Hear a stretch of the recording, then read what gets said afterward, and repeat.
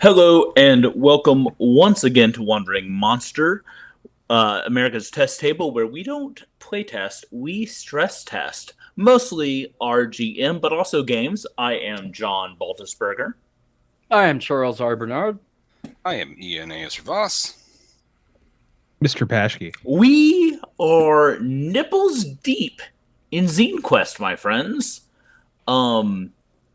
Now, interesting side note about ZineQuest. It is usually in February. This year it's in August, and that has pissed a many great number of people off.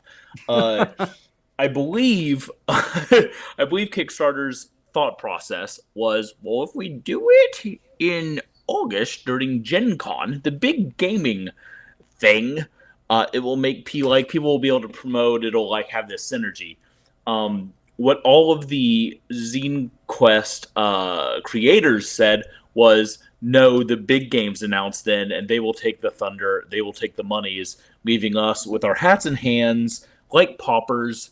And so we're at a really interesting juncture where this month's ZineQuest 4, is only 4 months away from the next ZineQuest, as opposed to 12 months away.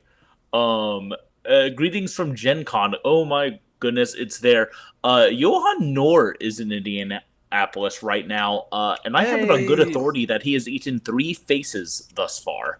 He sent out a tweet asking, he's like, hey, is someone up for a beer? And I'm like, I just left downtown. I would have told the 3 of us to go fuck ourselves and gotten a beer with Johan Noor if I was you.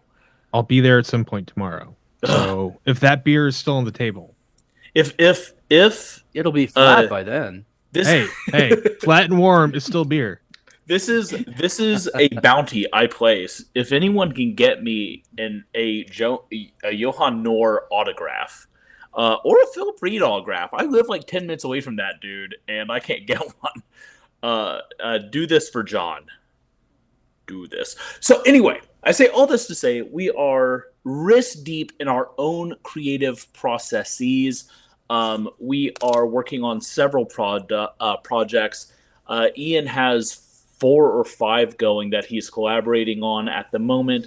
I never sleep. The 4 of us are actually collaborating with the game we are playing tonight. We are about to dive into our second round of playing a game called All Must Bow. Now, All Must Bow is not actually a system. It is a setting. It is a loose packet of cursed material that you can dredge over whatever system you like. And tonight we are dredging. We are going to be dredging Mothership. Not E1. What's the version 1.0? Which has not even come out in physical format yet. So we are playing a look, Mad Flack. We are up to our wrist in creation. We're up to our nipples in ZineQuest. I don't make the rules. I just describe our horrid anatomy. So we're doing Mothership 1E tonight. I'm excited because Mothership's a cool ass game, and it's going to be great to play it with these guys. It'll be Mr. Bernard's first time playing Mothership. And on top of that, for All Must Bow, they have a Kickstarter going right now for ZineQuest called Sundered, Sundries. What makes this especially exciting is we are knee deep away. We are solar plexus deep into the stretch goals. Our next stretch goal, which will get us down to the taint, will get us. I don't know what's happening, guys. I don't know what bodies are. Everybody. Sounds like we got to figure it out. Get us to a point where the 4 of us will take what we made last game, the purpose, and make it into a physical thing that you can play and have at your table and rub on your nipples wherever they may be submerged. Absolutely. Yeah. Yeah. And So- I'm so stoked about this thing. Like it's the first time I've been involved in game design, A, and B, it's also the first time that I've been involved in anything that generated a prop. And when I saw it, I felt like a proud papa. I just wanted to hold it in my arms and like gently rock it to life, and let it devour my soul. So it's very exciting. Go support it. It's going to be incredible, and we're going to show you why it's going to be incredible tonight. With that, I'm going to pass the batard over to my friend. Batard, that's a thing. It's like a big flagpole, right? A batard?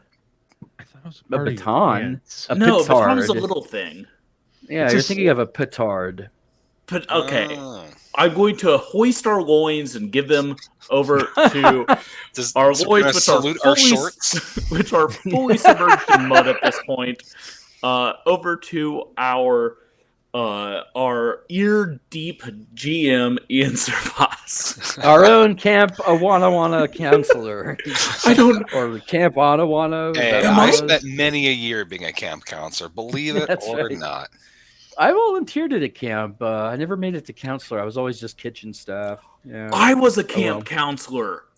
They'll Really? let anyone do it. I We've didn't all know. got big camp counselor energy. Let's be honest about it. That's true. I was a camper. So. Yeah, I was. I was at a summer camp for little diabetic kids for like many a year, which was pretty cool. Yeah. Neat. Anyway, take Hi. it away, Mr. Servas. Yes. So Do it. to start off with, we're going to do a little two-parter kind of overview for this evening. So the first one would be Mothership. For people who haven't played Mothership, has gone from 0E to 1E, as this John was mentioning, and a lot of different improvements have been made because it's been in 0E for a long time. And the game was free, and so now they've polished it up and put more tools in it. And in fact, there was even a backer update that came out the hour before this stream about updates to the various components and the publishing bits. So I will Not say, I backed that like collector's box set Oh, same here. so quick it made my knees submerge into the swamp water. today's word of the day is knees. Knees and nipples.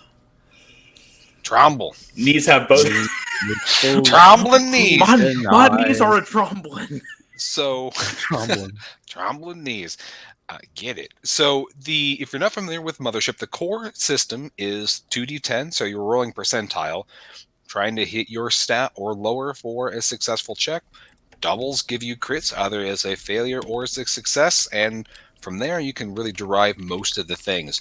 There is a pretty fast and furious sanity system, which kind of makes sure it doesn't get too cumbersome and get to the horror of the game. So real nice lightweight system. All Must Bow and Sundered Sundries are toolkits that are system neutral, so you could use it for any type of game that you would like to apply it to.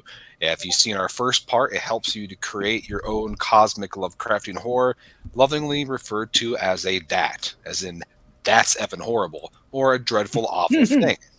So the module that we're writing will be able to be adapted to groups that have already employed the rules from All Must Bow and are servants or thralls to their own DAT, or you can have it be where if you're exposing to your players for the first time to the content and you want to have them encounter a DAT for the first time, you can play your characters vanilla, unscathed, non-puppets to the great horrible things lurking outside the veil, which is how we're going to set the scene for tonight. So to clarify, because we were asking this question before we started playing, we are not playing the characters we came up with during our last session. We are not enthralled or servants of the purpose. But we will find out what role that has as we go through this. The Kickstarter, again, is still live. We're $200 away from unlocking this module, and this is a work in progress, so there is a lot of feedback that we're getting from our collaborators and from our wonderful audience here. So things you want to see, included or not included, by all means, put it in the chat. So pretty excited to bring this to you, so definitely pledge today. Find people, make them pledge too. So, without further ado, let us introduce our colorful cast of characters for the evening. As is traditional at this point, I will go ahead and start. Tonight, I will be playing Maximilian 338 AAI. I am a cyborg. I have some sort of organic component inside me. I was made using mysterious and possibly forbidden alien technology. I have no memory of what I was before I am now. My pronouns are they, them, and I go by either Max or Maximilian. And is there any other Oh, patch. Is that just like, I didn't understand what that was. Is that like It's like a patch for your affiliation? jacket. Yeah, Yes. that's what I thought. So it's a way that you can either have. So when you roll a new character, one of the fun bits about Mothership, it kind of sets it apart, and there's its own economy now based on this, are patches. So it's a D100 table of random patches that don't mean anything, but it may or may not reflect something about your character. Either is this totally ironic, or does it really insinuate some deeper truth? So you can. And in my interpret that. case, yeah, in my case, it's definitely appropriate because it's a brain patch with good on it, which I love. So yeah, good brain. That's me. Highly intelligent, possibly partially alien cyborg. I am Mohammed Al-Sadiq. I go by Mo. I'm a former Teamster pilot. I piloted a freight truck for many years before something terrible happened that I'm not super willing to talk about. After that, he went into law enforcement with dreams of becoming a detective. He likes the idea of helping people and figuring out the mysteries of the universe. He is slowly coming to terms with ACAB and trying to figure out how he's going to deal with that. At the same time, he is extremely interested in Maximilian, because one of the things he believes is that all living things, be they human or inorganic, have souls. And he is interested in trying to figure out where that is for androids. He has a pamphlet called Against Human Simulacrum, because he feels that that robots should not have to mimic humanity to be considered people. And his patch is a risk of electrocution symbol, because he isn't sure that humans should try to have sex with the androids either. Puts him askance of the Church of Satan, I'm afraid to say. If you're programmed to do something, are you consenting? I don't think so. No, I agree. I'm all with it. Yeah, we start getting into Asimov right there with the robot mystery novels. If anyone wants to talk Asimov with me, you know where to find. I'm reading Foundation right now, so eventually I will. The fifth rule of robotics is no means no. It's a good rule. Yeah. But if the program is an add-on feature that the robot can elect to download, only if the robot can shut it on and off at will. Well, your will is the operative word there. But what was the data said? I am fully functional. Fully functional. Yeah, true fact from Next Generation. It was heavily implied, basically outright stated, that Data can fuck. I was going to say. And he did. Yeah. Yeah. Tasha, Yar. Yep. Mm-hmm. Yeah. Wasn't she a lieutenant? Anyway. Lieutenant Data? Yeah. Charles, tell us, Mr. Patchkey, tell us about your robot fucker.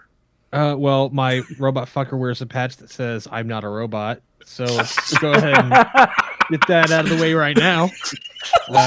Literally, that's what his patch was. By his, we mean her. I am playing. I can't talk now. Serenity. Basically, I'm a freelance scientist. Highest bidder. You'll know. Here on the ship, this voice for some reason seems natural. It's not what I thought I would do at first. I think I did this voice before. for a very different character. This is a guy, but this is a girl. You hear the difference in inflections? I don't. I believe this was your voice for our the Space Phantom Cowboy game. Yeah. Yes, that's that's My original idea was I lived a hard life and smoked a lot of cigarettes when not on ship. So go ahead, people in the chat, tell me which one I should do. Should I be the Phantom but a girl, or lived a hard life and made some choices? So you're either the Phantom or the poor convenience store woman that the Phantom just destroyed who happens to have like emotionally. 2 PhDs and Yeah. I mean, did a lot of good things, but at the same time, didn't make the best choices in some areas. I think Can we all say that?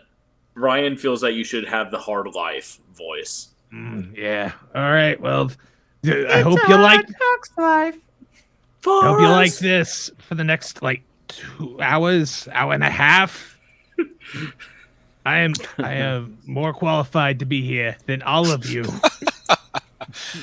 Oh, goodness. And before we really get into the meat of things, it is worthy to say something that I should be better at is probably announcing content and trigger warnings, because we do a lot of games that are horror oriented, and it would be unbecoming of me to not employ safety tools and mention that some of the material that this module is inspired by is from real world Terran events and things. So, we'll be going into discussions about, cults and mental wellness and physical health and cosmic tears from beyond the pale. So, just wanted to put that out there, since some people have had some experiences with such organizations that we'll allude to. But I digress.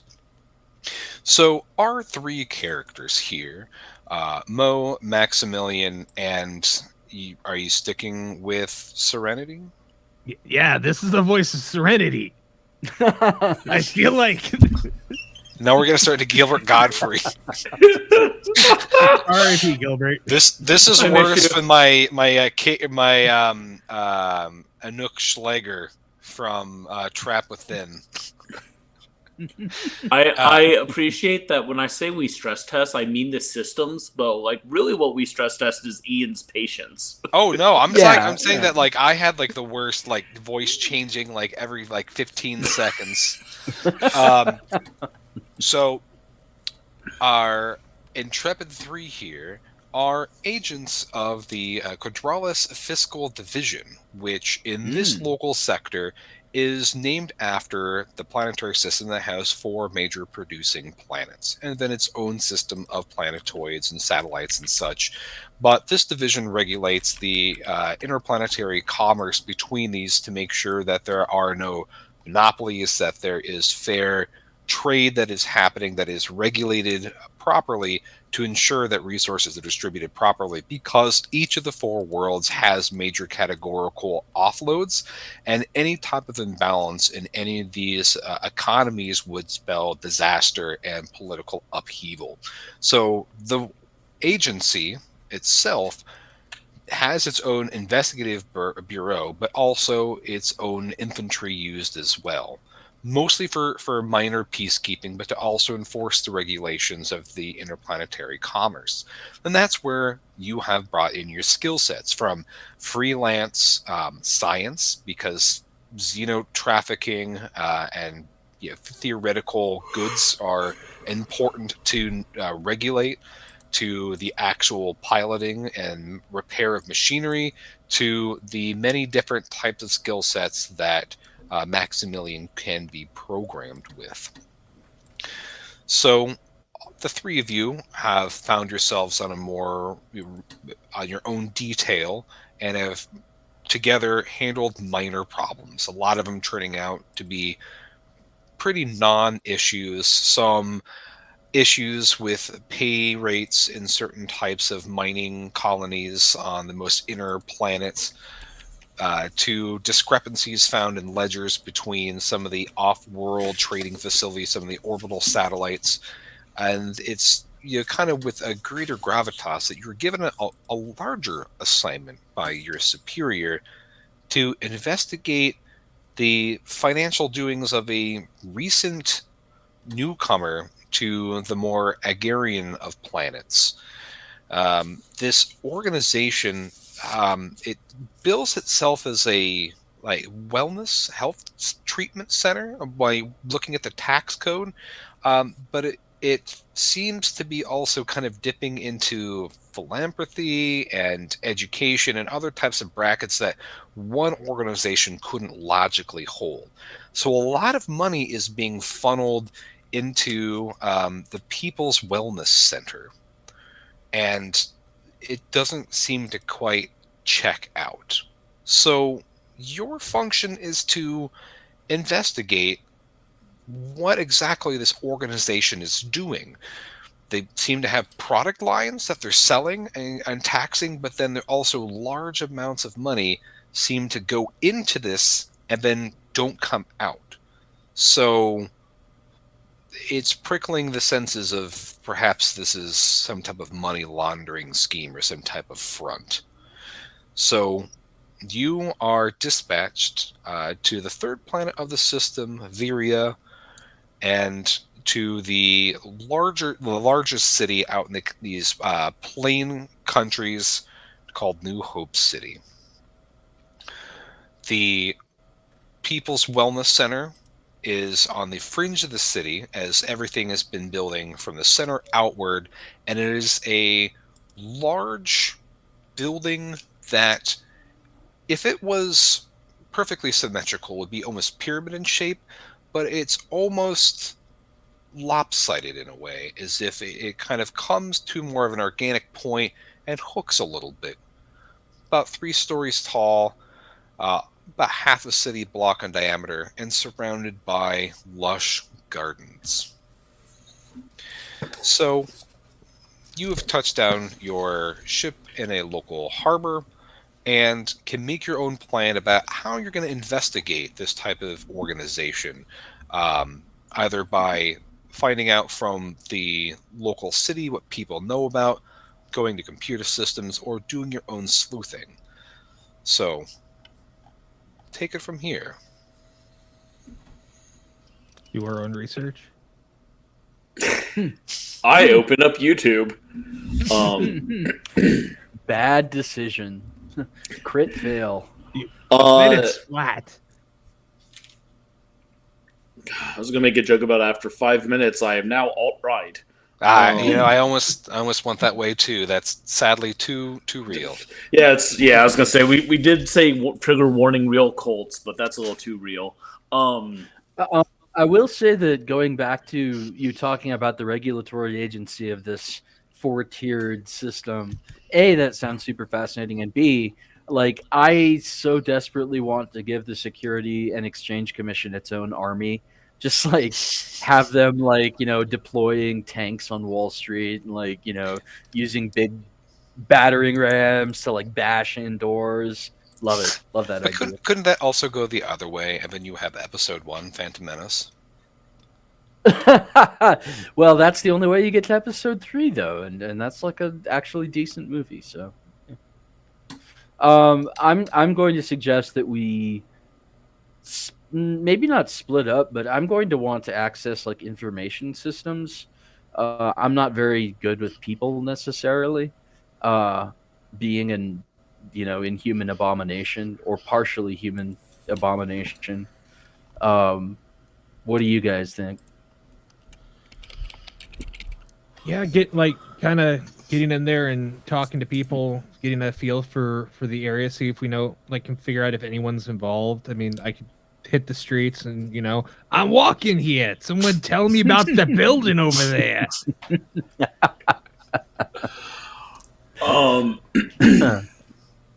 I want to case the joint.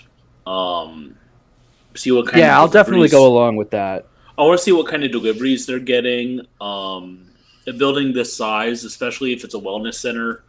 I mean, if it's a wellness center, we should look inside, see what they're selling, so to speak, and then go outside and see what they're actually getting delivered, or exporting from the loading docks. That's my suggestion. Sure. Yeah, well, the center's gonna love me.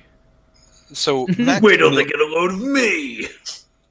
So Maximilian, you tap into the local news sphere, and you have the clearances to get past all the different various local sensors and kind of tap into unfettered the various news channels.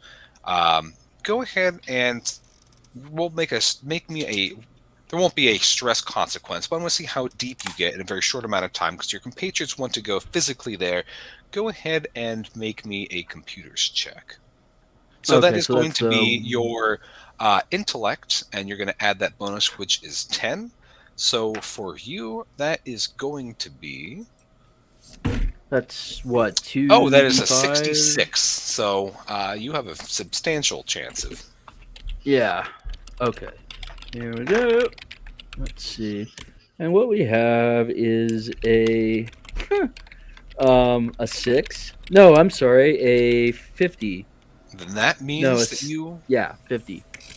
So that is a resounding success there.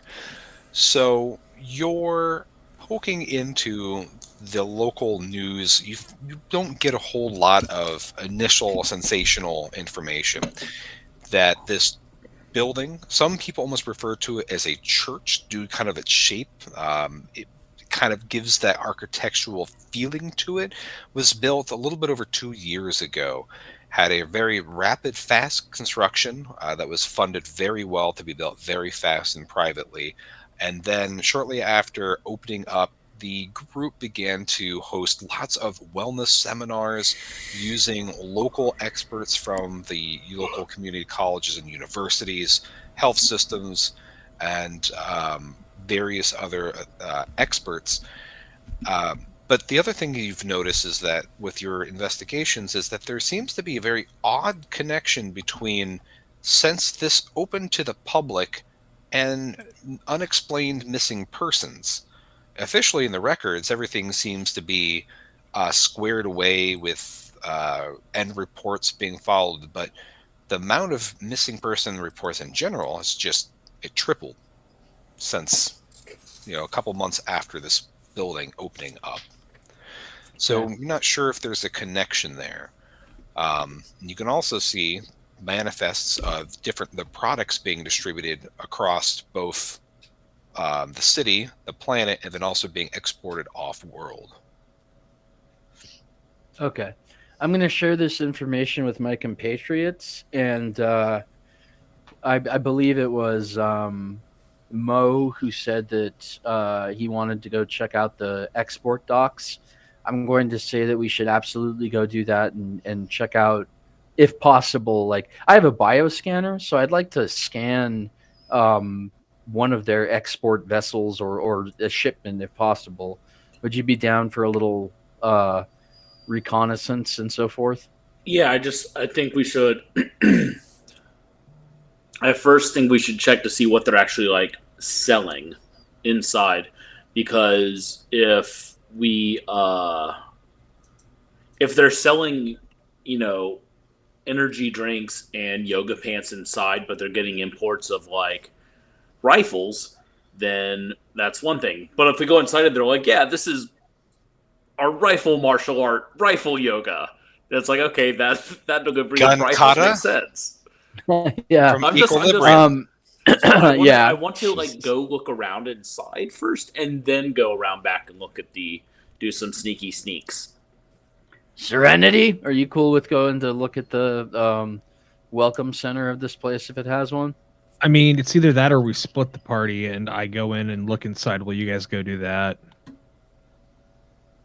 Well, we're going to be going inside. It's just I don't think we're going to be penetrating too deeply. You can split off from us at that point, maybe, and we can arrange to meet somewhere at that point. So you have comfortable quarters in your ship itself. You have a medium-sized little personal freighter for your business conduction, so you can lodge here and approach this facility any day. Due to the position, this has very similar Terran hours. It's about a 26.5-hour day cycle. So you can tell me when you're planning on approaching. I think we should go. How easy or hard is it to get up and down from our ship? Like, Not hard at all. I mean, they've got a pretty well-developed infrastructure. So this is a little platform to get down. So you're actually docked on the planet's surface, not in suborbit. Okay. Yeah, so let's go check out the inside during the day, then go back to our ship, and then as night falls, we go back as a troop and check shit out. The nighttime is the right time. All right, so breakfast, investigate. Then after dinner, investigate again. Exactly. After dinner, but late enough that maybe breakfast, investigate, back to ship, before breakfast, investigate, because usually deliveries come at like 4 a.m. or earlier. So what you're saying is breakfast, investigate, dinner, fourth meal, investigate.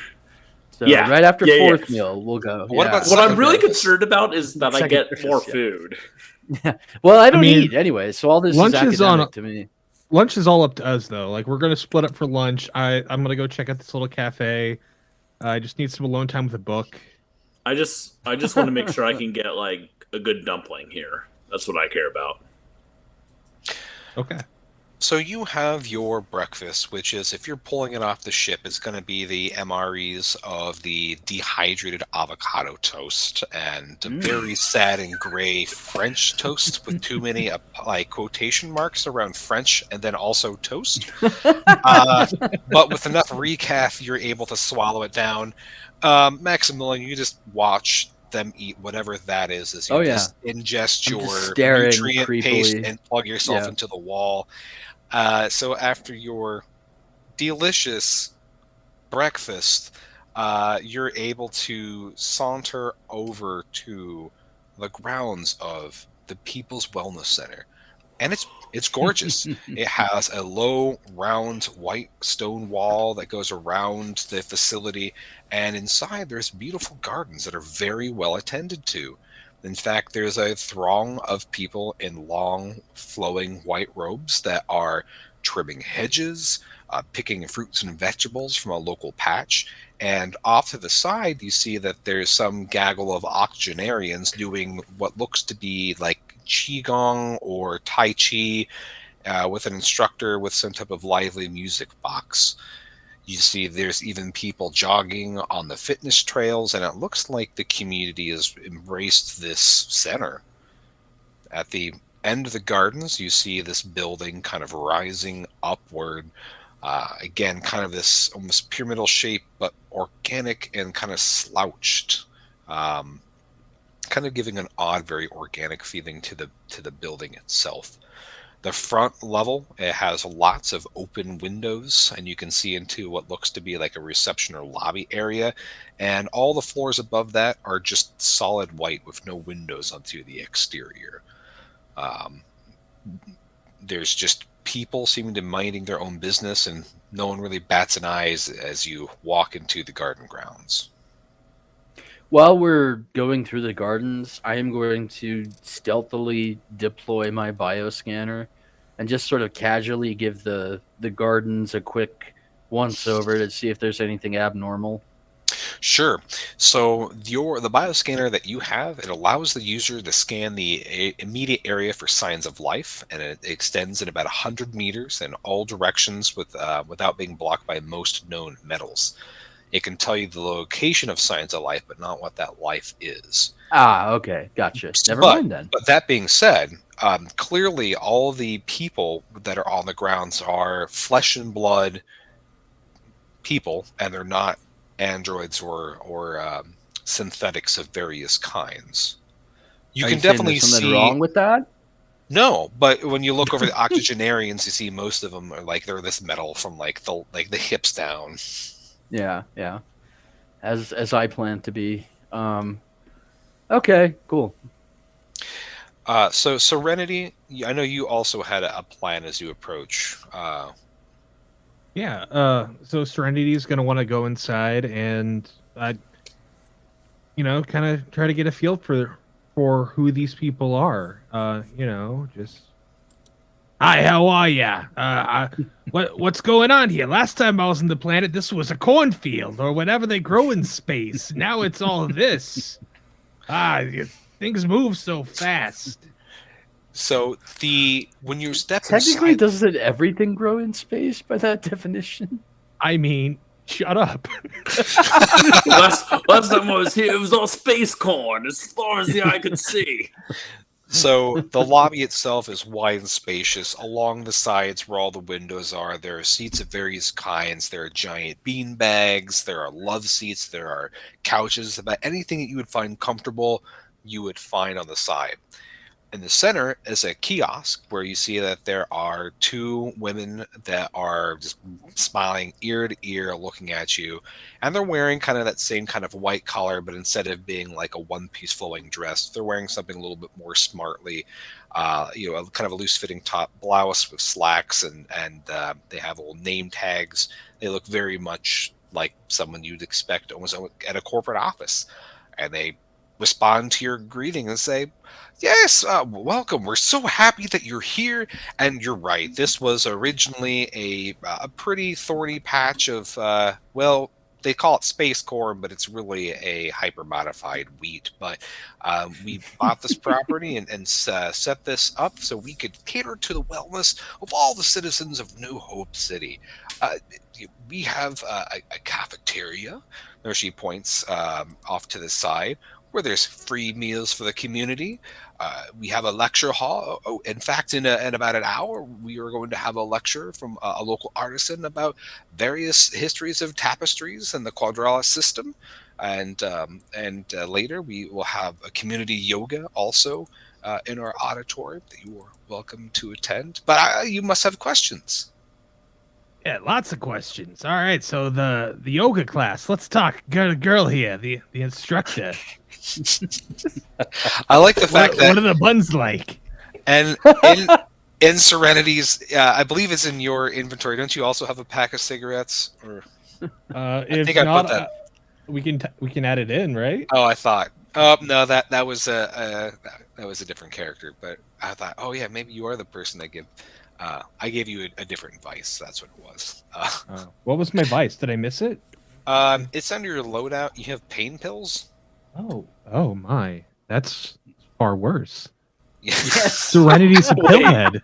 Is my vice that I have a cat? No, that's just. It seemed like a nice thing for someone to have. Wait, it's lonely in wait. space. But it's illegal. Does the entire ship smell like cat pee? No, the cat's at home. Okay. But however, in space, cats are illegal. So That's everywhere, John. Breaking the law. Breaking the law. breaking just the law. tell him to shut up. I just want to say that. Oh no, I'm a dirty cop. Yeah, true. I'd say that speaking girl to girl, how are the buns is going on the Wandering Monster quote board. Like that's a brilliant Someone line. write that down. We need to get girl back to to the girl. gameplay. Yeah. Girl to girl here. Talk to me. Is the yoga class worth it? Wink. I audibly say wink. It's not just the eye, because all the Botox, not guaranteeing that it's going to work. So one of these, I guess you want to call them receptionists, looks at the other and says, well, yes, I think we had steamed buns on the menu for dinner tonight. Isn't that right, Sister Helga? And she kind of smirks and goes, I believe so. But if you're talking about the qualifications of our yoga instructor, our yoga instructors come from the local yoga center. They specialize in hot yoga, but we don't have a heat system, so it's just plain yoga. We do have mild yoga. Yes, Well, you see, we don't want to. It's for beginners. We welcome everyone to pursue their wellness here with us. Okay, so you're not picking up what I'm laying down. What's the cafeteria sitch? You said it was free. I like that price. It's good for me. Oh, absolutely. We believe that everyone deserves a hot, healthy meal. We specialize in vegan cuisine. And in fact, you probably saw our luscious gardens on the way in. Helga kind of turns and she goes, "Yes, I've been working on my tomatoes this season. They're finally taking root."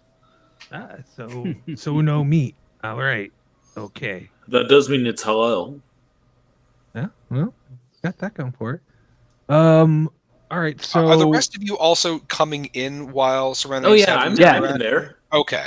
Yeah, I'm just. I assume we were all in there together. Okay. Yeah. Sorry, Serenity. I'm what more was of a your... creepy abomination that stares at people most of the time, unless I'm talking to a computer, I think. So, yeah, I'm just there staring creepily. I'll try to talk to the girls. Okay, that's great. You're just trying to get caught up on the gossip now. You hear? Cool. Maybe my friends have some questions. Slaps the robot on the side. Let me think for a minute. Oh yeah. Here's a basic one. I'm gonna do my robot voice. Total community population of building at present time. Are you using your bioscanner or are you asking? I'm He's asking. asking. I just Yeah. wanted to. I didn't know if you were how you were handling. Yeah, that. I'm just Yes. that's my way of saying how many people live here. Only Yes. I'm a creepy So- robot, so So one of the receptionists turns and goes, "Oh," almost takes aback by your unsettling presence. Kind of like tries to hide like a shudder, but just kind of like smiles very cringily through the shiver. We can house up to 50 new. If she kind of seals up, 50 people at a time maximum. We have dormitories on the second floor for people who want to engage in our wellness programs. And then we have housing for the staff who live on site as well. Well, if you would like information about our wellness programs, we have these brochures in our kiosk, which will be part of the stretch goal if you help us get there. Actual yeah, absolutely. pamphlets Yeah. that are super cool. Yep. That our genius collaborators have come up with, Ryan and Josh. So kick that. To talk about how you can participate in the program and how you can find your life's purpose. It's a fantastic program, and we couldn't be happier to be part of the staff here. I While just they're- respond. I respond. Life has no purpose, and then like that's all I got Oh. to say on the subject. But that triggers Well, both Charles, of you're them. supposed to be role playing.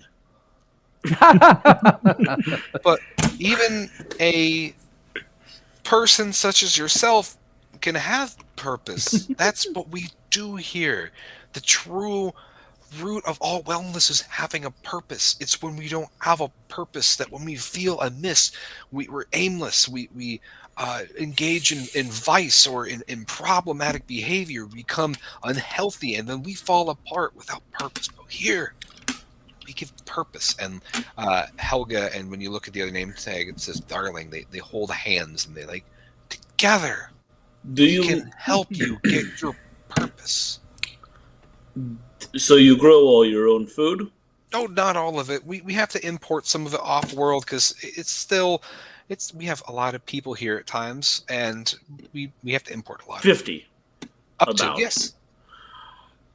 Is there this is not a question for the girls, this is me asking you. Is there a visible like shop area? Yes. So behind this, this is kind of a large circular shape reception area. Offshooting behind this kiosk towards the center, you can see there is doors that are clearly labeled administration. Then you have doors to the auditorium.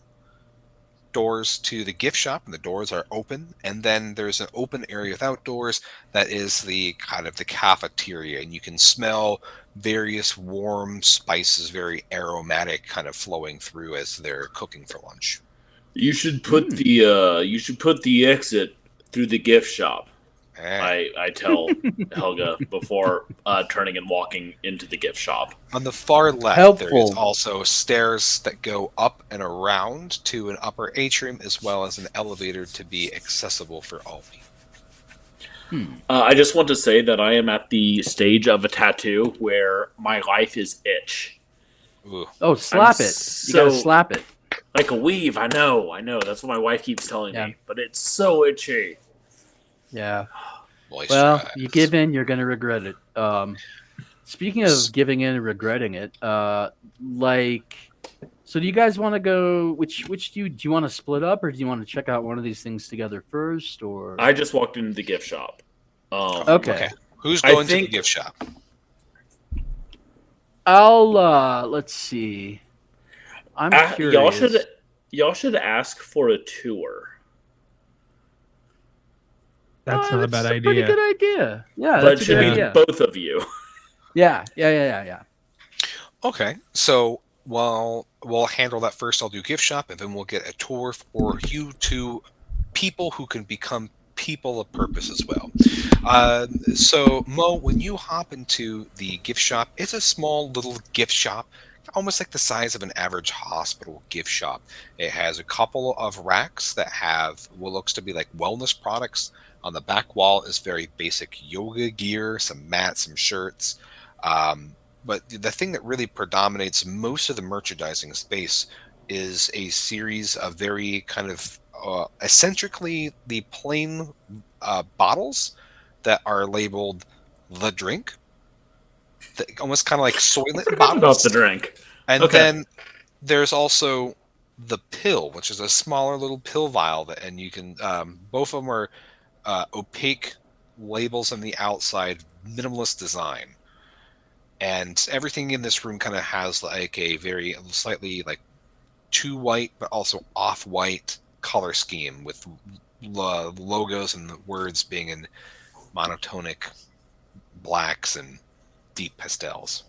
I'm going to pick up the drink and kind of turn it around in my hands, looking for a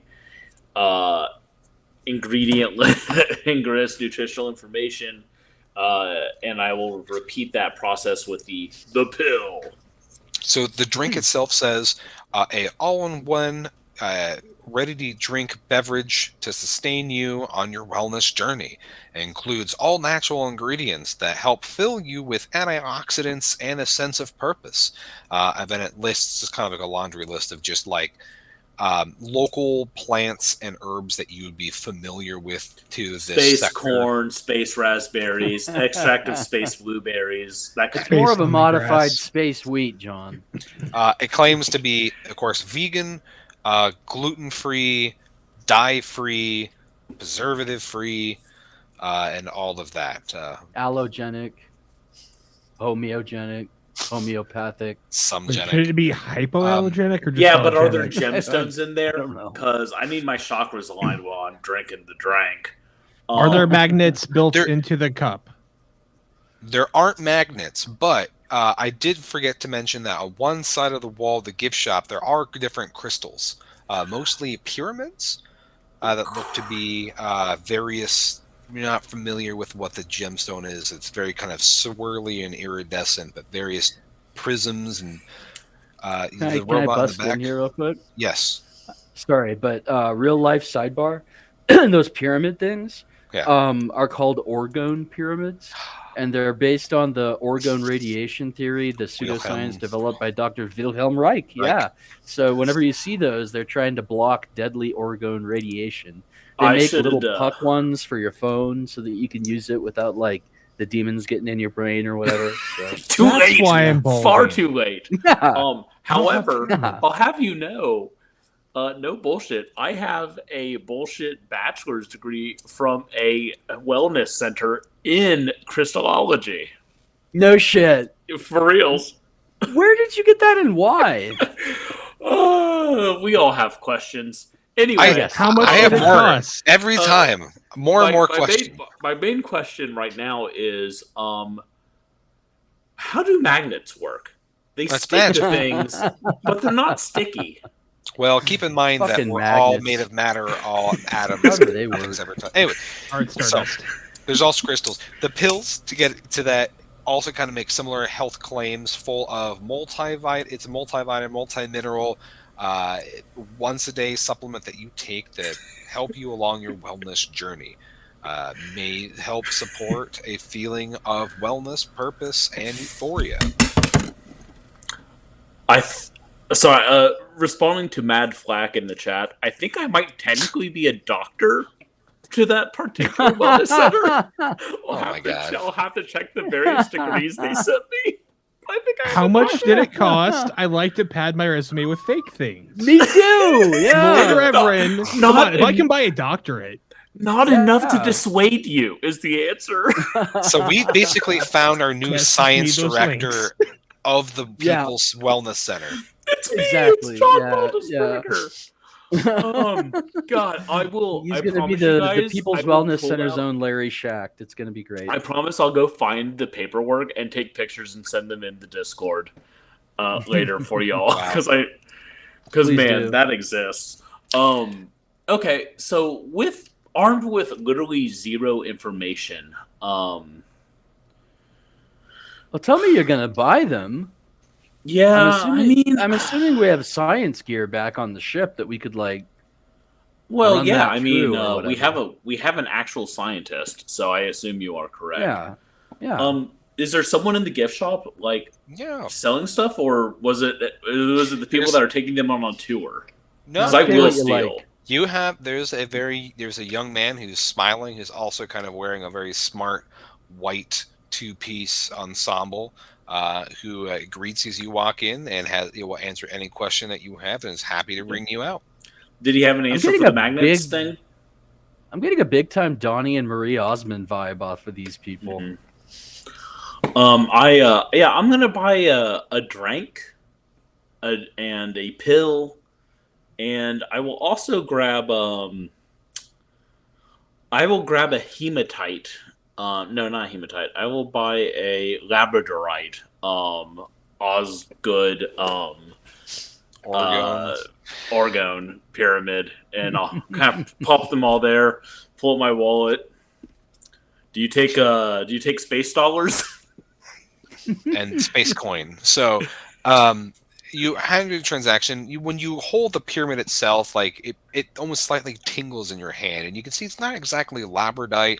It's not really moonstone, but it's kind of space really labradorite. has a lot of inflections to it when you kind of hold it in the light, and it's almost has lots of different red shades and kind of twisted veins inside of it. Like it looks like it was a one-piece solid, organically mined, not synthetic crystal. So it's does it seem hefty enough to cave someone's skull in if I needed to? Absolutely. You're kind of you may shatter or it may splinter, but at least for all the better that way. Yeah, that John, are you going to go all murder hobo on us? No, I am not. Okay, good. That is a self-defense rock. Okay, good. I do want to ask before as I check out and I can get my stuff together. Yeah. So, how's the Kool-Aid? And the young man goes, I know what you're going to say, Flavor Aid. But I was thinking of it, but then I very deliberately didn't. Yeah. He goes, I'm not sure. Is that a food? It's homeopathic, I say as I leave. So, when Serenity and Maximilian, when you ask for a tour, the woman with the little name tag says Darling says, I'd be happy to take you along. Allow me to take you on a tour. And if at any point you have any questions, just let me know. So the first place that she takes you is the cafeteria, where you see that it has lots of row seating, kind of community table style, and it's a very white, clean, stainless steel on white. kitchen, mess hall with a kitchen in the rear. And she points to a board and she goes, "Oh, it looks like we're having a tagine for lunch, and later for dinner we're gonna have steamed buns." So I believe that's what you were looking forward to. I was more looking for the meatloaf, to be honest. We do have meatloaf. Is that like a what do you call it? A euphemism that I just don't comprehend? the meatloaf, like, is that the D, Pashki? Is that what we're talking about? Look, I don't personally know. She knows. But I'm just as lost as you. Sorry. So you get a tour of the kitchen. You can see that probably you would have a meal ready, probably ready to serve the next hour. She then takes you back to the other side of the reception area, noting well, I would take you into the auditorium, but there should be finishing up a lecture right now about crystallology, so I don't want to just barge in. But like I said, later this afternoon, we'll have a lecture on art, and then after that, later this evening, we'll have yoga.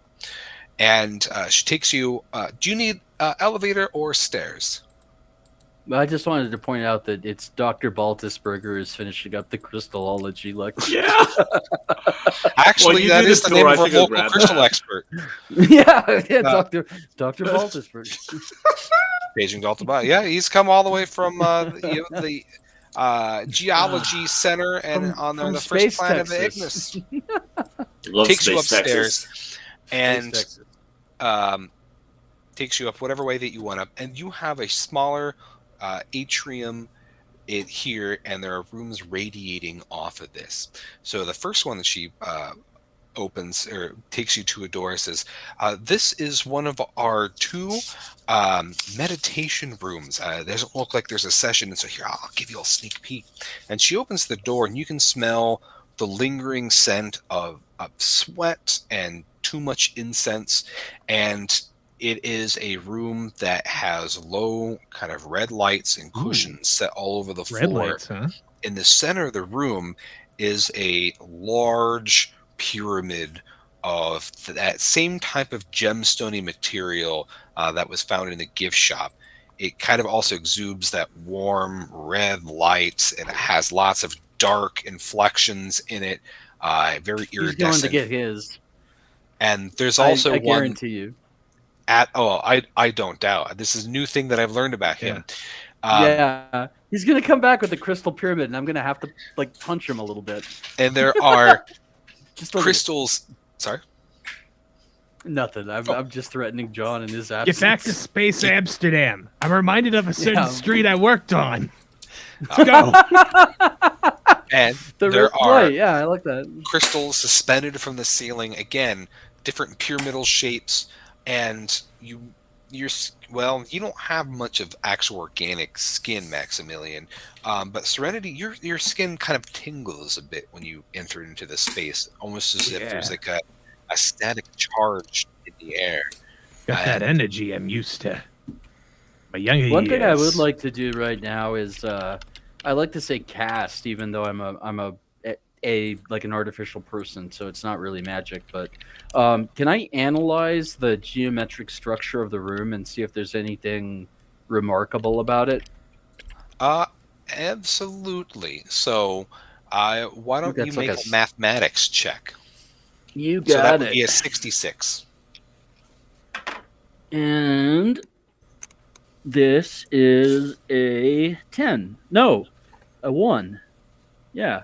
Sorry, I'm still getting used to the That's D100s perfectly now. fine. So, there is a at first it wasn't very obvious until you look at it, but there is a fractal distribution of the size and position of these crystals, with the epicenter being the large pyramid on the floor. That's how it's kind of done on the ceiling and along the walls.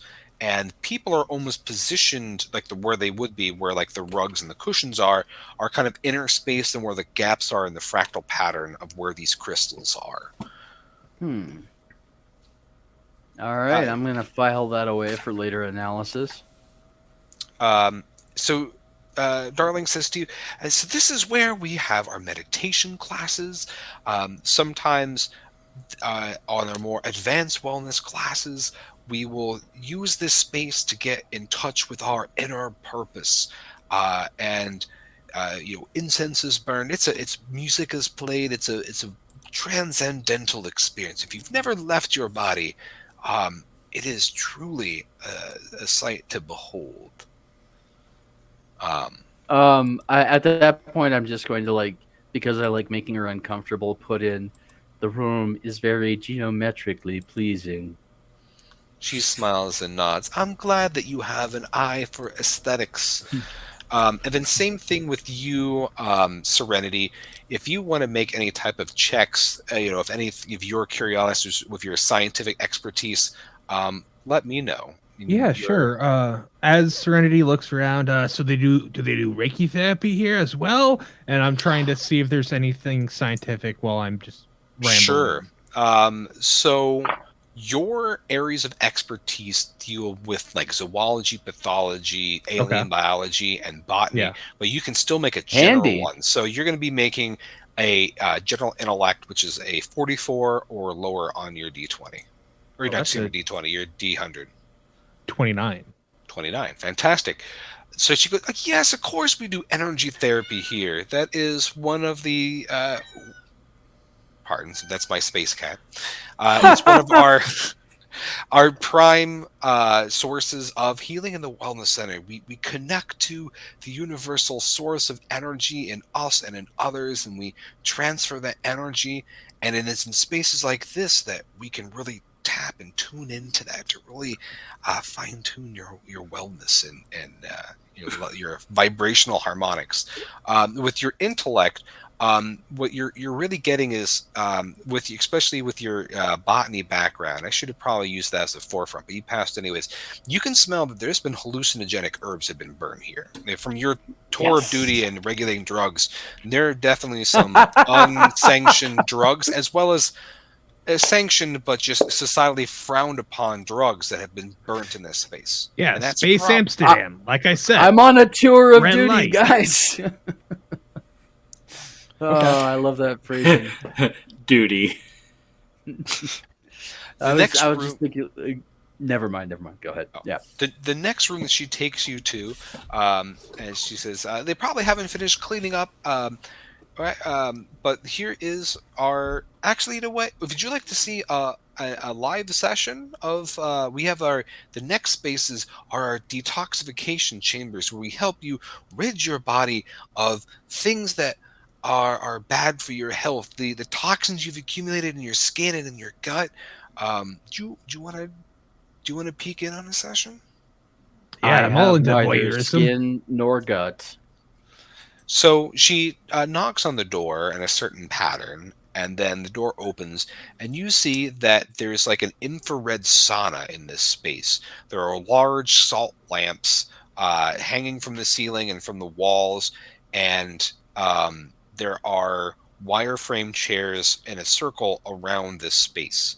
You see that right now that there are 3 people laying on these beds that are just wearing nothing but like a loincloth kind of thing, and there are 2 robed and pure white figures that are monitoring them.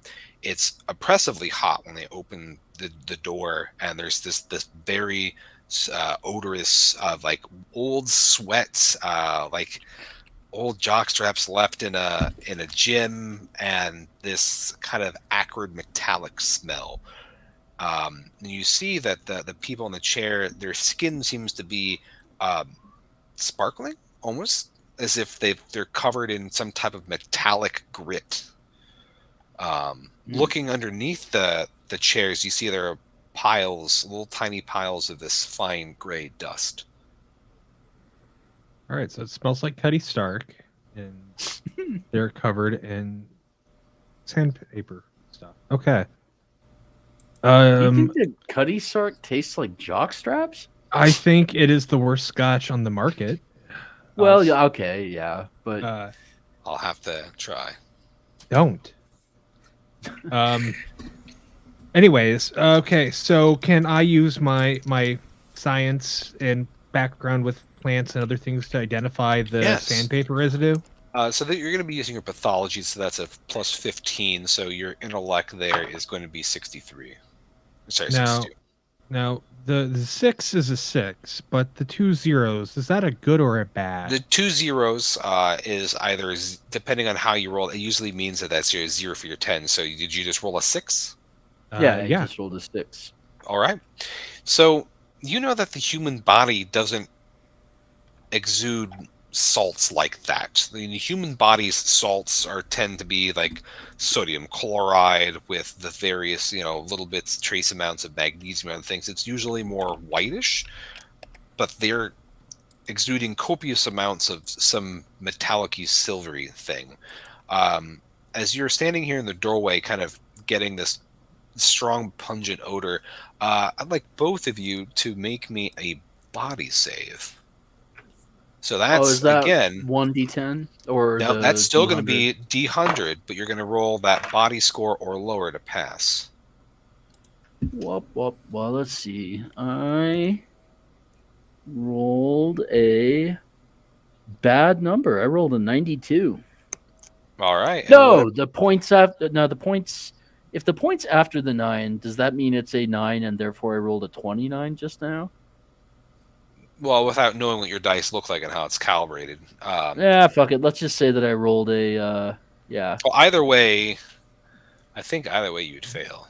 Yeah, either way you'd fail. Probably. So, what about you, Serenity? Well, Serenity's body, like I said, not in great shape. Her body is a 17, which rolling to 74, So, I'm pretty sure.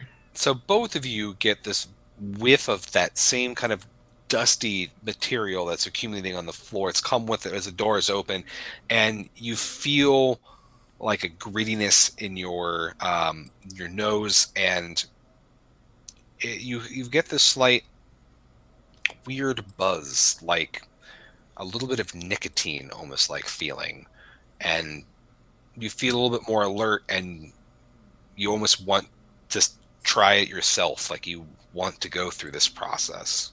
Do a line off the bodies laying there? Do you approach them? What kind of... So, not trying to know too much about what this is, the purpose. I feel like I would want to know. We're trying to figure this out. So, yeah. So when you come into the room, one of the robe figures says, "Oh, let's not disturb our people here." And you see, like they look a little bit emaciated. The people in the chairs. Well, let's not interrupt their process. Yes. I don't think I'm going along with that. I'm as they try to lead me, I'm just going to disengage and. He's alive. Okay.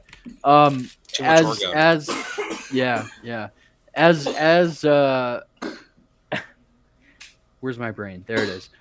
As they try to escort me, I'm just going to be like, thank you. I think I've seen enough. And I start to kind of make my way and see if they'll let me get away from there. I would start to follow your lead with apparently I'm walking here. Yeah.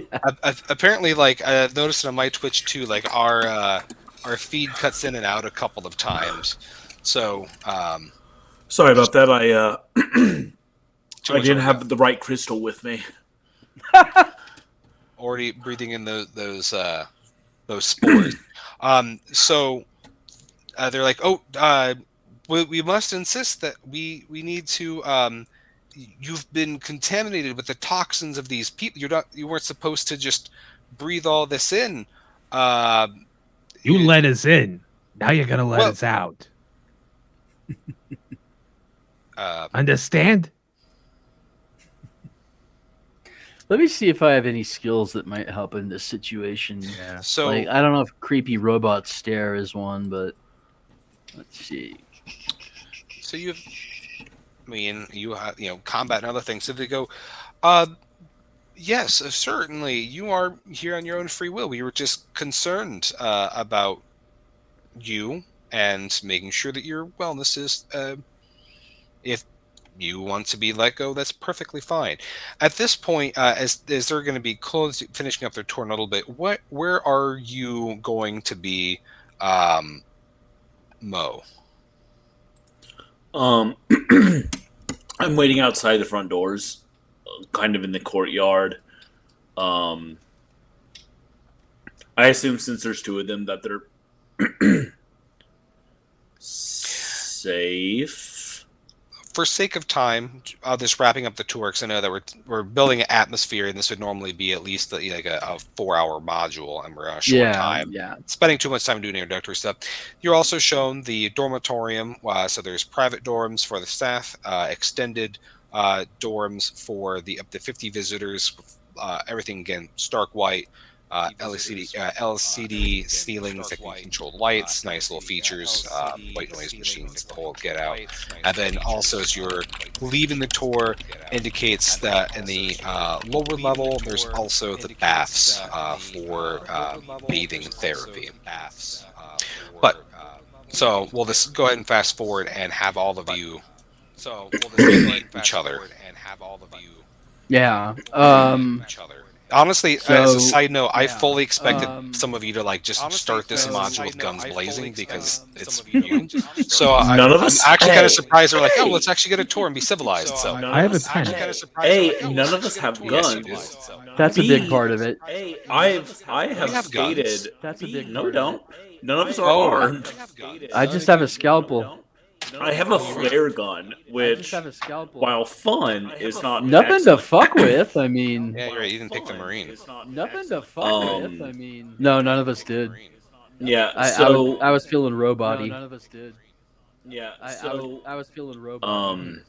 Also, hearing there might be an echo with our sound. Is an F Yeah, something odd happened where we got disconnected for a second, which I only know because our live counter is showing that we've been live for 4 minutes. See, this is what happens. The closer you get to the DATs, the dreadful ancient things start to happen. It's insidious. You're gonna see me First, start glitching. Yeah. You're gonna see me start glitching. But everything from bear with us, everyone. Ian, give me a test. Test. Hello. This is okay. Test. Charles Hi there. Hello. How you doing? and Mr. Paschke. Hi there. Hello. All right, so here's my plan. We go in, I take a bath and relax. You guys go up and get me that powder. You know the shit I'm talking about. After the room with the pyramid. I appreciate that. Boys, I already got the eggs. I appreciate Yeah, that. exactly. Boys, I already got the eggs. Okay. I'm going to suggest that we take our various scraps, the dust, the pill, and the drink, and analyze them using our laboratory equipment, since we are going to come back at nightfall anyway. We didn't get any dust though, did we? I mean, Yeah, you got You've got some on your hand. Oh, okay, I have some dust. Yeah, You've got some on your enough hand. to analyze anyway. Like, it doesn't take much to go into a, what do they call it, like a mass spectrometer or whatever. Exactly. So, for sake of times, we'll do a montage sequence where you're looking over microscopes, beakers of the colorful bubbling water, 80s action music. science! So, I will have. So go ahead and Serenity, if you're going to be using the equipment that you have on ship with your expertise, go ahead and make me a exobiology roll. So that is going to be a 67 for your intellect, and then Maximo, if you are also either using, once you use your chemistry, so that would be a 66. So I rolled a 95. Let's see. That's a failure for you. So you. I, on take- the other hand, rolled a 9. All right. So 9. first off, Serenity, when you are investigating this stuff that's on your hand, you can't figure out what this is. This is unlike any species of anything you've ever seen, and you're an expert in exobiology.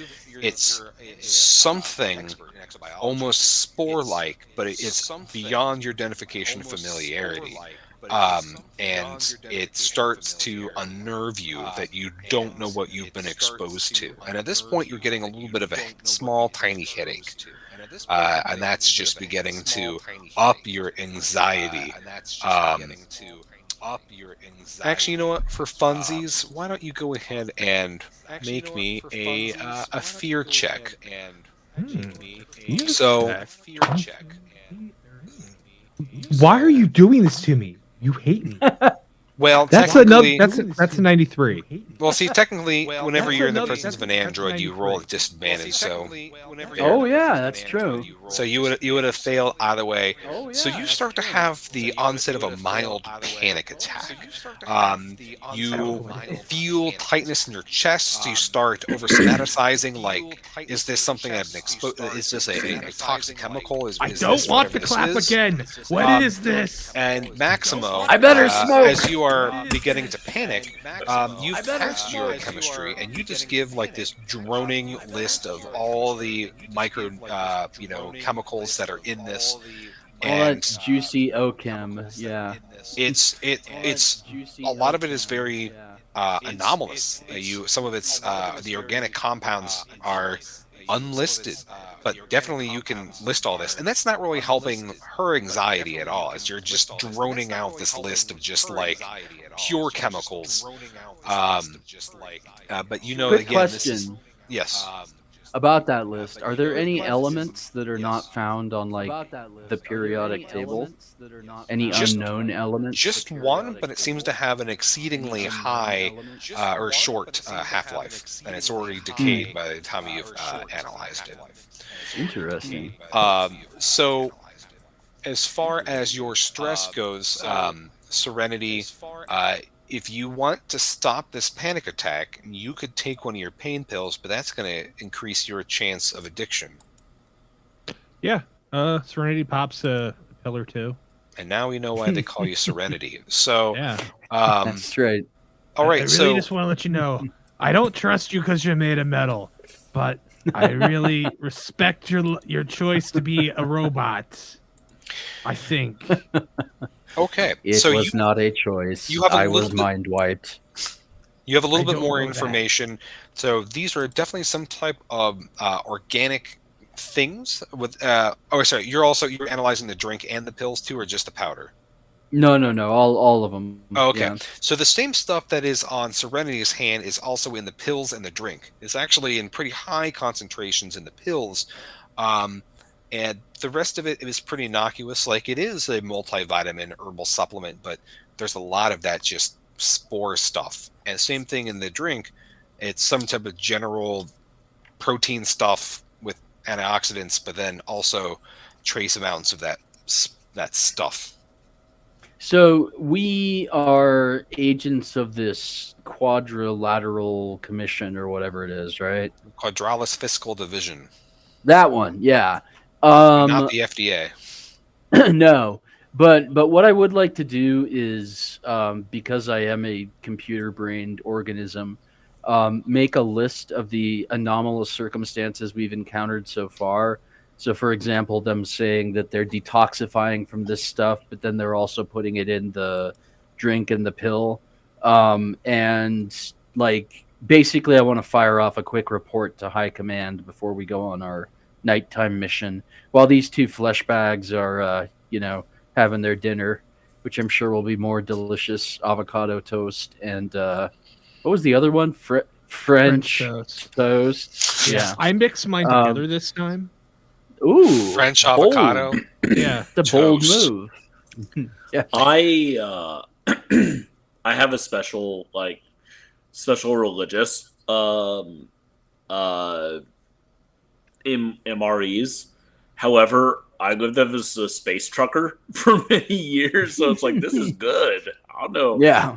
Like, this is tasty shit. I don't know what your problem is.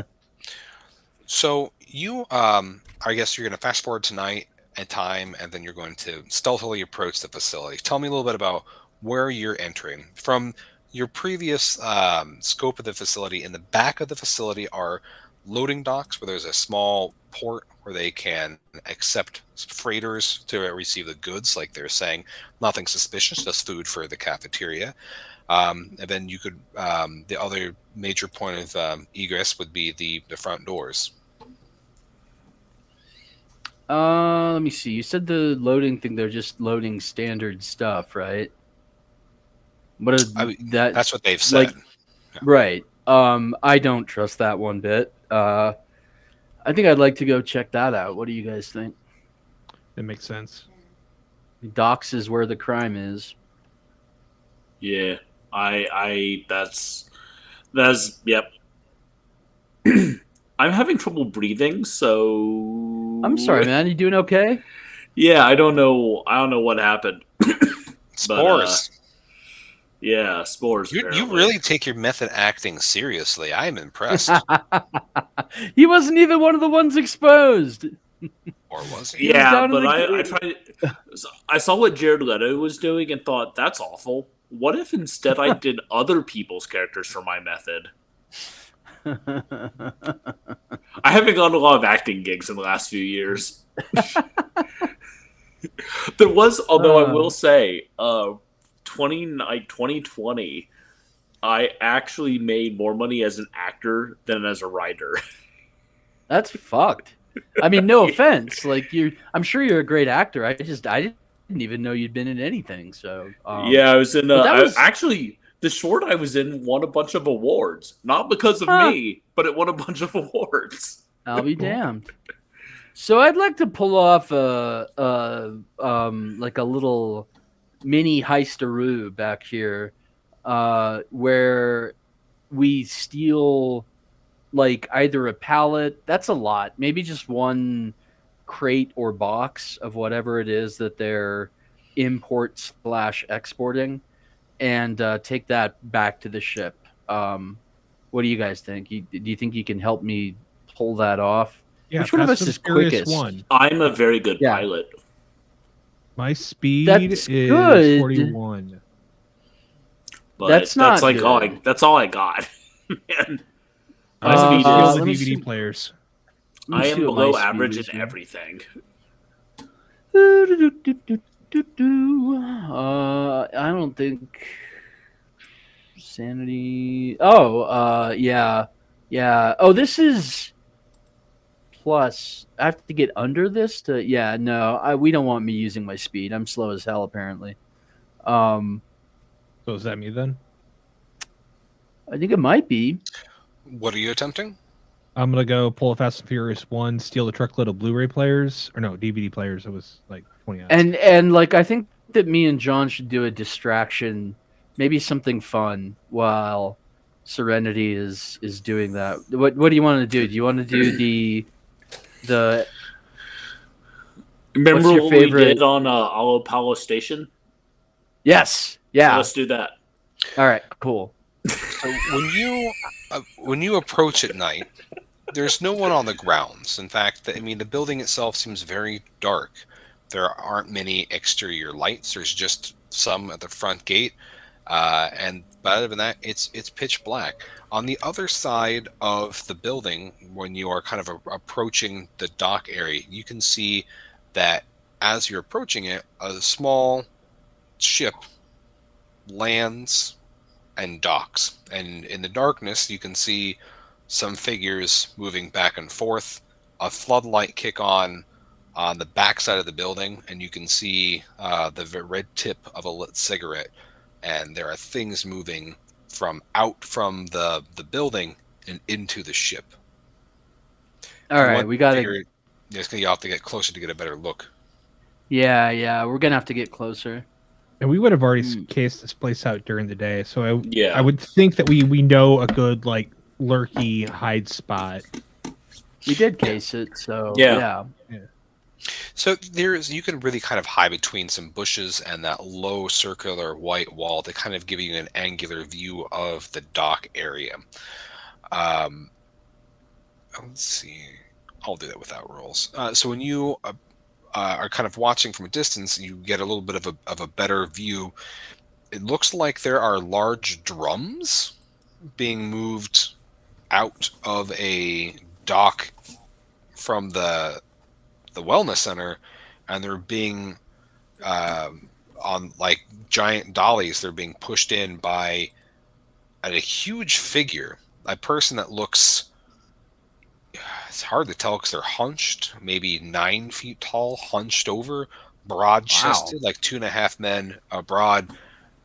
Surely maybe it's a trick of the light, but this thing is just pushing 2 of these giant drums. They must be at least 50-gallon drums or larger, and placing them inside the back of the ship. Okay, this is cool. Which one? Oh, Serenity. You're our xenobiologist, right? Yeah, I could do a roll on that to see if I recognize it. It reminds me of my first husband, Gerald. That's a 20. So from a distance, you see that this is the morphology of this thing is completely twisted. At first, it looks like an alien species, like something you would see on one of those lower gravity worlds that have been moved to a high gravity world that's then moved to a low gravity world, cause body distortion. But then you notice that it's bipedal, and you look at the frame of the thing, even though it's covered in muscle, it was some type of humanoid, and there aren't any other humanoid bipedal species that resemble us. It looks like what in like human mythology would be like a giant. But all right, so yeah. Mo, we're gonna have to distract the giant, and that's probably not gonna go well. I have a slightly less organic body. Do you want to just like do what we did at what you said? It was the Rolling Stones Altamont concert, right? Oh no, I'm sorry. Some station, Alabama Station, yeah. Terrapin Station, right? If you want to go with the Rolling you want to Stones just grab me and concert hall plan throw... instead. Yeah, just grab me and throw me right at it. Before we get into that, though, I have a shelf. I have a counter plan. Okay. I get Gerald to chase me. That's my headcanon name for him. We don't have to go with it. The first thing I'm fast. Before you follow through that plan, I'm going to need you to make me a fear check, because you're looking at a thing that is maybe 8-9 feet tall, 2 men abreast. This thing is a hulking juggernaut. I'm scared of Gerald. Well, it reminds you of your husband. Exactly. Yeah. Ex-husband, thank you very much. No. I get married, I leave the planet. I don't bother with paperwork. So your stress at this point is probably a 5, I believe. Your amount of failures. So you're having like this acute crisis as this thing deposits the barrels. It churns and it just kind of looks vaguely into the darkness, and you can see that it has still like a shrunken small human face at the end of this kind of giant meaty like appendage, almost like huge neck but still small head, and it has these almost beady eyes in comparison, and it's just absolutely frightening. So since you've failed your fear save, we're going to move this into a panic check.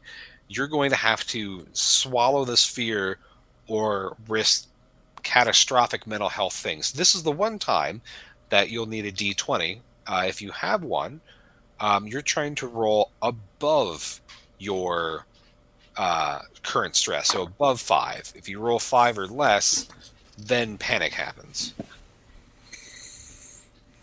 Oh, Jesus Christ. He's huge. I don't know what to do. This is bad. This is a bad plan. Who thought this up? I wouldn't have even want to come here. What did you roll? 3. Oh, man. There's a 5th. Wow. All right. So let me pull up the panic table, and this is where things get fun. That's sanity. Did I fail a sanity check yet? So I don't think so. Not yet, Okay. because this is fear. All right. So you automatically get a panic check, or not panic. You automatically get one more stress from this, and you rolled a. Let's see. You rolled a 3. How much stress am I allowed to take? Um, Well, how many So- pills have you got? Yeah.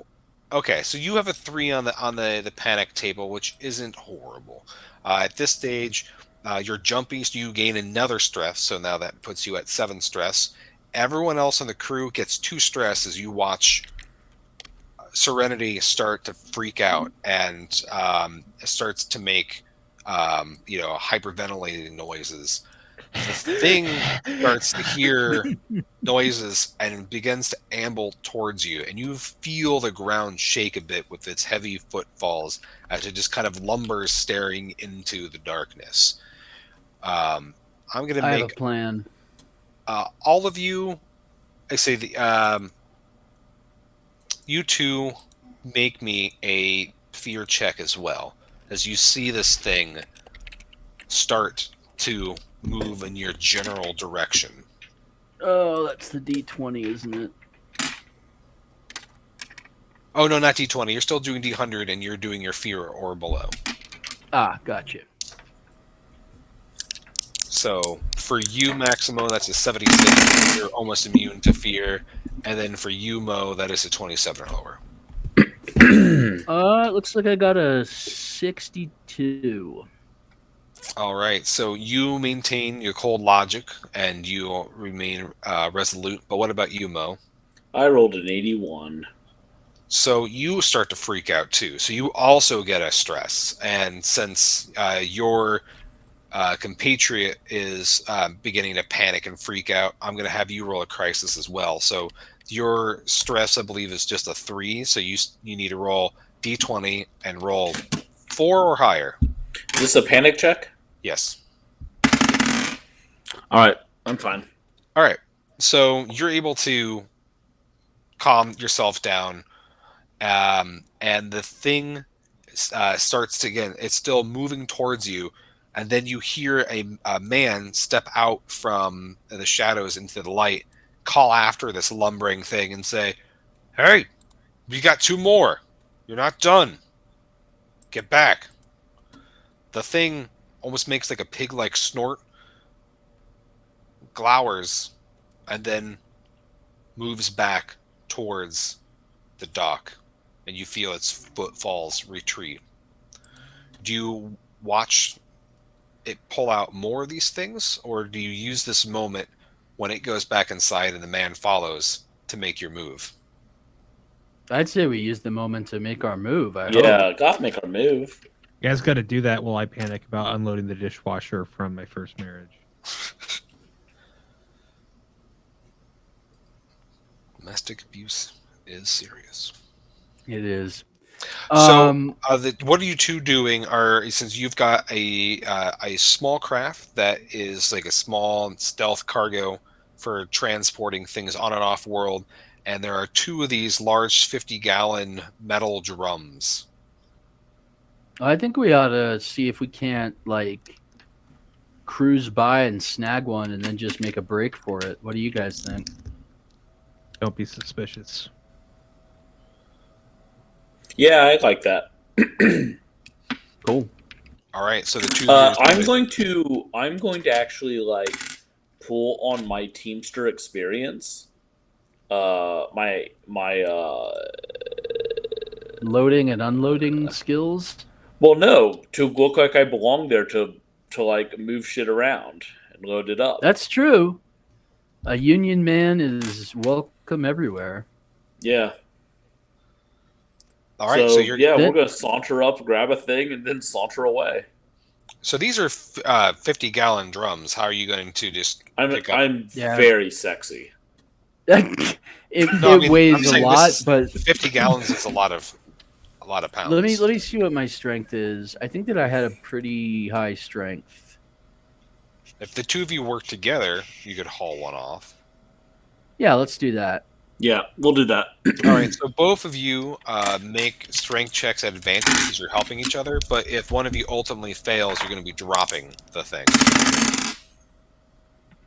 I did good. 64 on the first one and 83 on the second. All right, so with your Teamster experience, you lift your end correctly with your knees, but for you, Maximo, your servos begin to click and whine as you lift up this heavy end. The contents slosh inside, causing you to lose your grip, and you drop this 50-gallon thing. Make me a speed check. Just see if you can avoid crushing yourself on accident. Oh, do that would be a 4.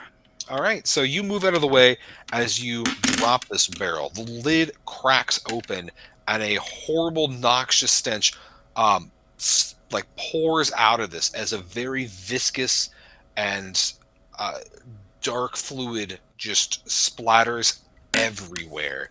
It smells of brackish water, of copper, of rotting fish, and something else heinous. And the sound of this crashing, you hear shouts coming from inside the docks. So there's a large bay door that's open with crates and goods of various kinds stacked, and a freight elevator that is just sounds like it's risen to the top with that hulking thing with that cart and 2 more of those containers, and then 2 men in white robes and another one in a black suit. And they're like, "Who are you?" And then the man in the suit says, "Kill them." The brute just starts to just amble towards you. That is definitely against union guidelines. I will say. I'm starting to think that the inhuman brute might be non-human labor, my friend. Then that's illegal. Non-union labor. Yeah. I pull out a badge and it drops down. It has my union number. Wait 1 second. Flip it over. There's a picture of my grandkid. Flip it over. There's my cop badge. But that being said, that because you are official agents of the Quadralis Fiscal Division, you would actually have badges. Do you flash them, or what is your response? Because I have 3 badges.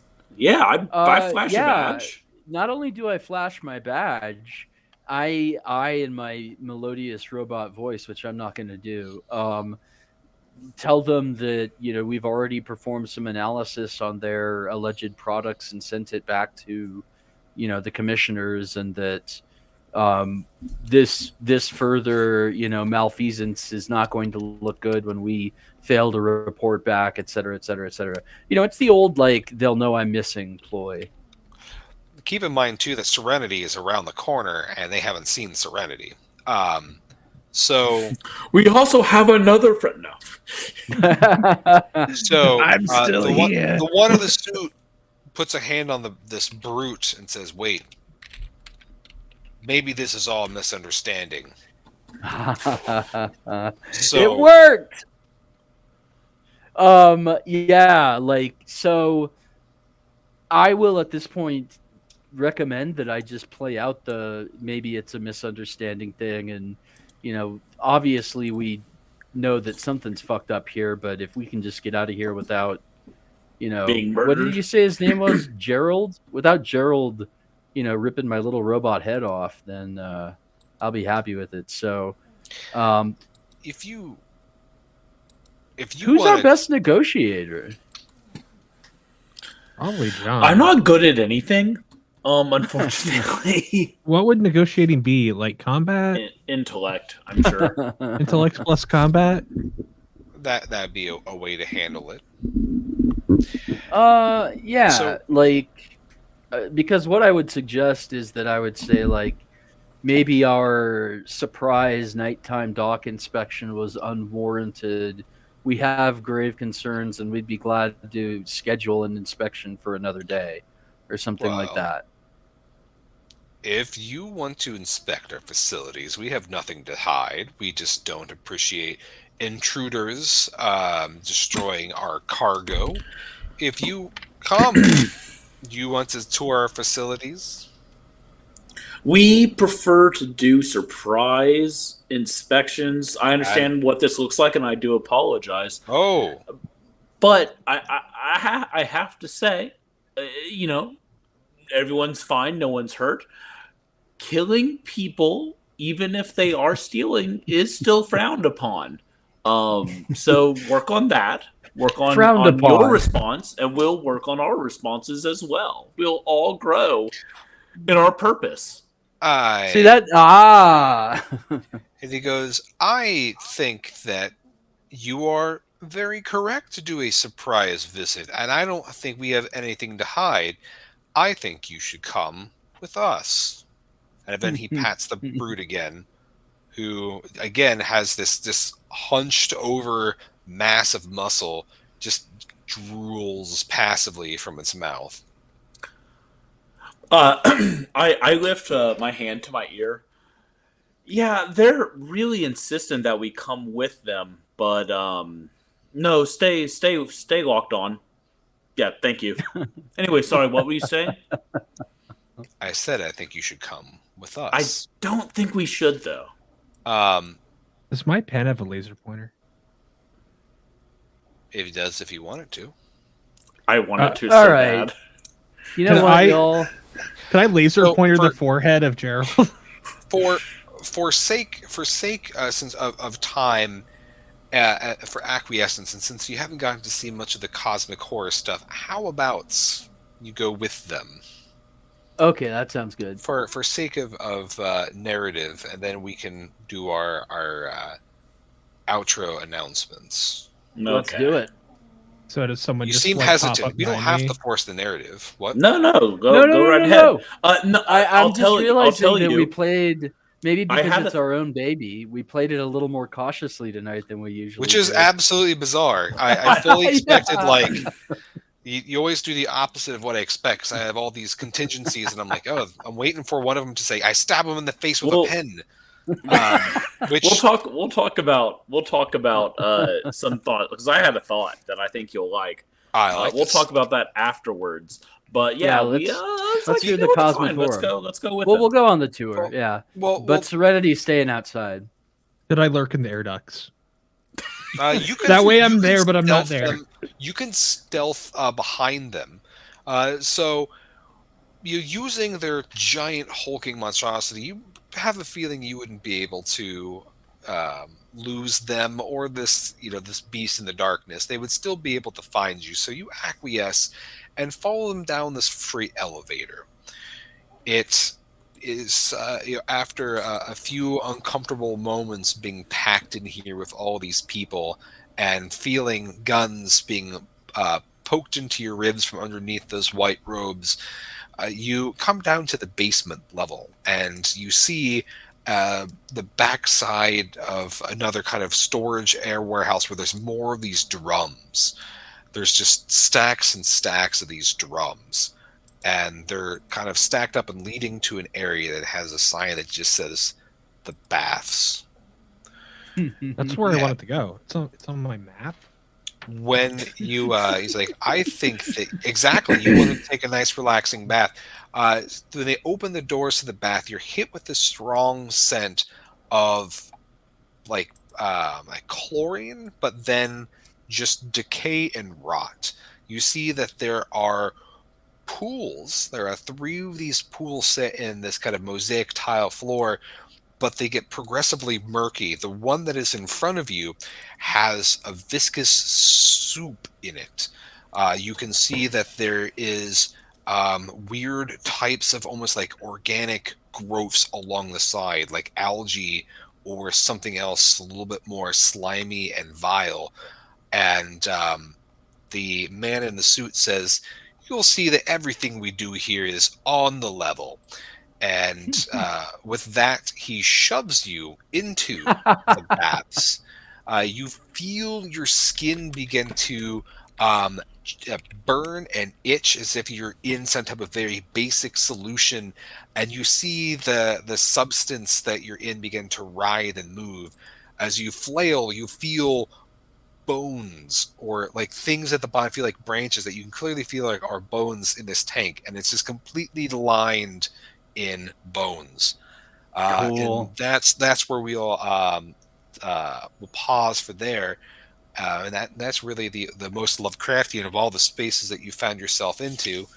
Love But it. yeah, the Acid bath. nice relaxing bath. I love it. Exfoliates the skin and So- the muscles and bones. We this is obviously built off the groundwork we pulled last time because if you remember, Almost Bow has a session 0. Now, session 0, for those of you who aren't familiar with the jargon, is generally when you get together, you whip out, you figure out what snacks everyone likes, and you roll up your characters. We called this the holiday, not we as in we, but my group called this the Rolladama Kadur, which is just a slurred version of roll a dice, make a dude. Rolladama Kadur, we used to say, because we're American and we're civilized. Yeah. Anyway, yeah, Rolladama Kadur. And I still like that still makes me very happy to say. So I It apologize. is fun. As apparently Charles is the only other person in this room that likes it. But usually you do that and everyone kind of figures out where they are in the group and like what y'all are doing. Almost Bow has an interesting session 0 where you build out the terrifying monstrosities, the horrifying truth behind the veil, the Lovecraftian horror, the dats of the world of the game. And I think that this year I recently read a game called Microscope, which is a shared world building game, and there's something really delicious and cool about it. And Almost Bow really plays into that.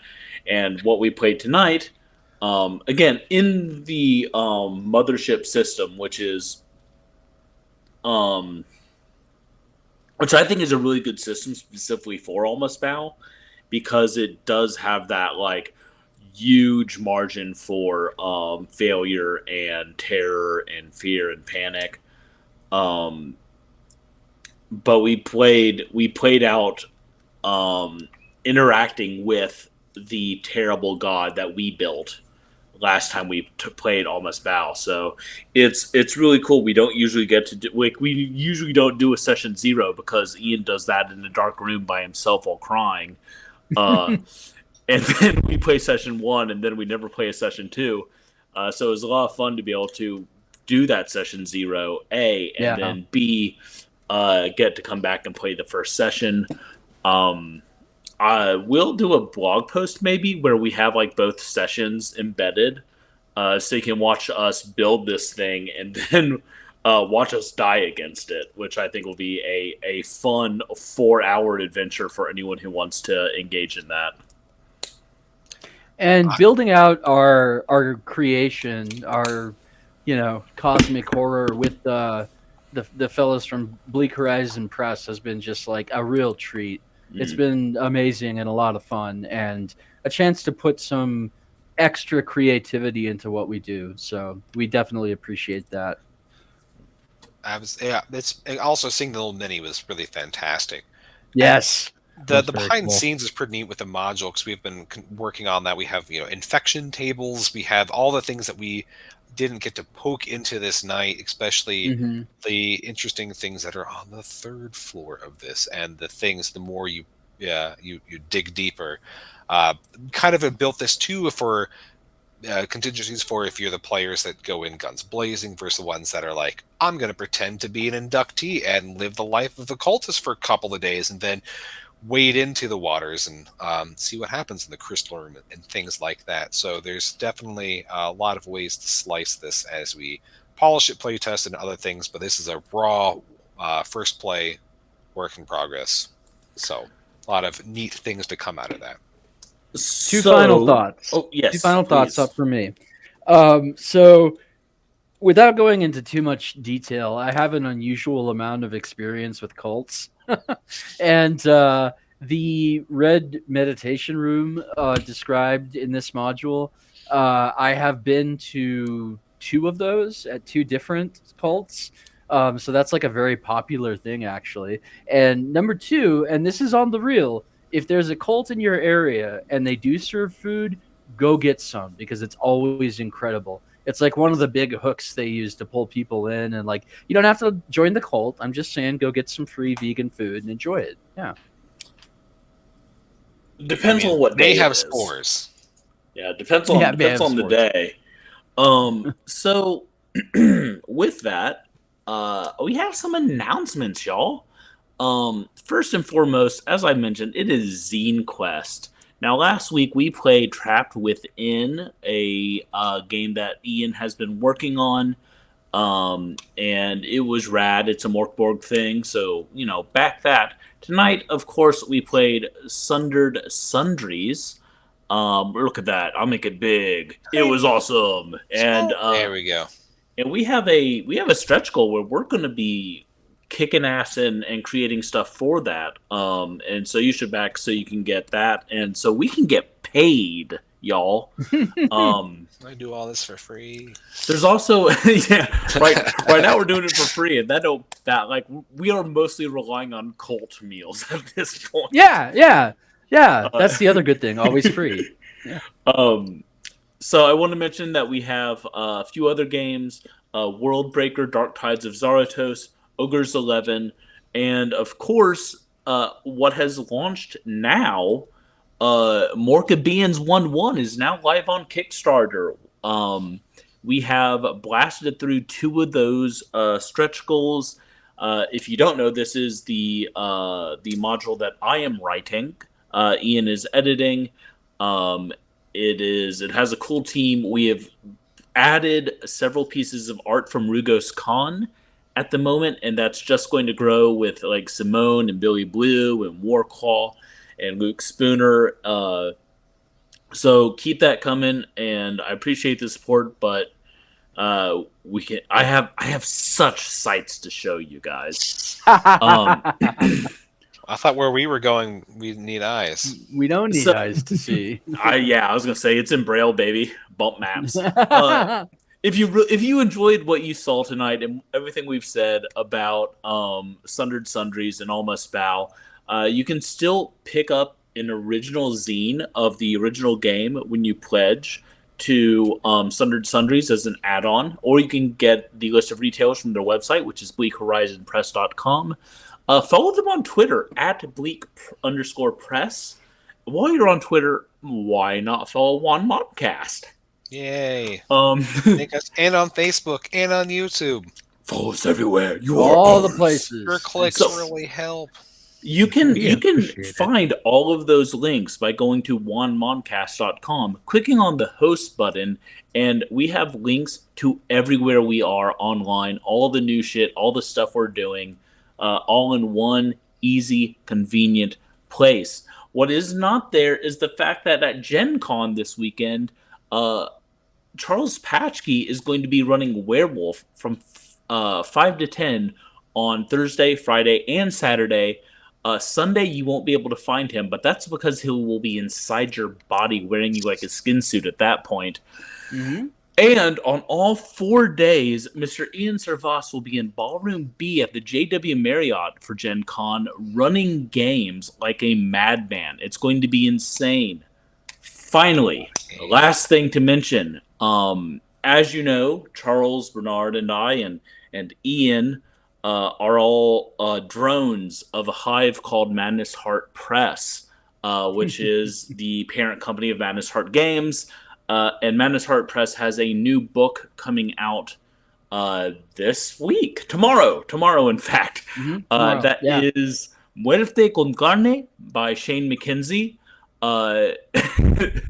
It is a book about luchadors and cannibals and taco trucks filled with human flesh. So it is a fun time. Check that out. It's available on godless.com and Amazon and madnessheart.press. Thank you all so much for joining us on this consensual journey we call Wandering Monster. I have been John Baltusberger. I've been Charles R. Bernard. I've been Ian Servas. I have been Serenity. Yeah, Mr. Pashke. And on that note, we will see you next week. Enjoy Gen Con, enjoy ZineQuest, and we will see you then. Cheers, everyone.